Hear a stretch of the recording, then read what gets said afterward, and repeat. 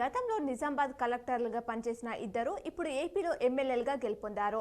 ఉమ్మడి తూర్పు గోదావరి జిల్లా రాజోల్ నుంచి జనసేన అభ్యర్థిగా పోటీ చేసిన దేవవర ప్రసాద్ 39,011 ఓట్లతో గెలిచారు.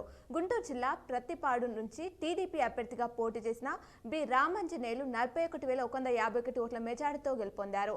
కాగా ఈ ఇద్దరు గతంలో నిజామాబాద్ కలెక్టర్లుగా పనిచేశారు.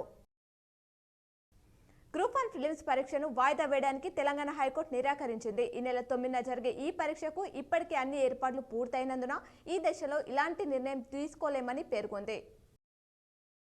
ఎంపీగా అరవింద్ భారీ మెజార్టీతో గెలవడంతో ఇందల్వాయి మండల కేంద్రంలో బీజేపీ శ్రేణులు సంబరాలు నిర్వహించారు. నేడు పలు కీలక సమావేశాలకు ఢిల్లీ వేదిక కానుంది. కాసేపట్లో మోదీ నేతృత్వంలో కేంద్ర కేబినెట్ చివరి సమావేశం జరగనుంది. అనంతరం కొత్త ప్రభుత్వం ఏర్పాటుకై రాజీనామా చేసే అవకాశం ఉంది. కేంద్రంలో ప్రభుత్వ ఏర్పాటుపై సాయంత్రం 4 గంటలకు ప్రధాని నివాసంలో ఎన్డీఏ నేతల సమావేశం జరగనుంది. అటు సాయంత్రం 6 గంటలకు ఏఐసీసీ చీఫ్ కార్గి నివాసంలో ఇండియా కూటమి నేతల సమావేశం కానున్నారు. ఈ సమావేశంలో నిర్ణయాలపై సర్వత్రా ఆసక్తి నెలకొంది.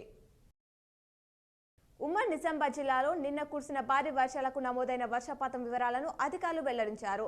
ఆర్మూర్ 34.8 మిల్లీమీటర్లు, దర్పల్లి 23.3 మిల్లీమీటర్లు, వెల్పూర్ 22.0 మిల్లీమీటర్లు, మెండోరా 17.5 మిల్లీమీటర్లు, ముప్కాల్ 11.8 మిల్లీమీటర్లు, సదాశివనగర్ 55.4 మిల్లీమీటర్లు, రామారెడ్డి 41.5 మిల్లీమీటర్లు, తాడ్వాయి 36.3 మిల్లీమీటర్లు, రాజంపేట్ 27.6 మిల్లీమీటర్లు, కామారెడ్డి 24.5 మిల్లీమీటర్లు, బిక్కునూరు 11.5 మిల్లీమీటర్లు, బీబీపేట్ 6.8 మిల్లీమీటర్ల వర్షపాతం నమోదయ్యాయి. ఇవాళ కేంద్ర కేబినెట్ సమావేశం జరగనుంది. అనంతరం కొత్త ప్రభుత్వం ఏర్పాటుకు సభ్యులంతా రాజీనామా చేసే అవకాశం ఉంది. మరోవైపు ఈ సాయంత్రం 4 గంటలకు మోదీ నివాసంలో ఎన్డీఏ పక్షాలు భేటీ కానున్నట్లు తెలుస్తోంది. కేంద్రంలో ప్రభుత్వ ఏర్పాటుపై నేతలు చర్చించనున్నారు. ఈ సమావేశానికి టీడీపీ చీఫ్ చంద్రబాబు, జనసేన పవన్, జేడీయూ చీఫ్ నితీష్ కుమార్ హాజరుకానున్నారు. నిన్న వెలువడిన నీట్ ఫలితాల్లో దేశవ్యాప్తంగా 13.16 లక్షల మంది ఉత్తీర్ణులయ్యారు.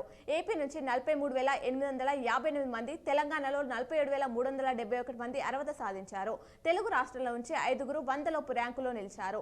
పరీక్ష 720 మార్కులకు నిర్వహించగా జనరల్ విభాగం కటప్ 164, ఈడబ్ల్యూఎస్కు 146, బీసీ ఎస్సీ ఎస్టీలకు 129గా నిర్ణయించారు. ఈ మార్కులు వస్తేనే ఎంబీబీఎస్ ఇతర వైద్య కోర్సులో చేరడానికి అర్హత పొందుతారు.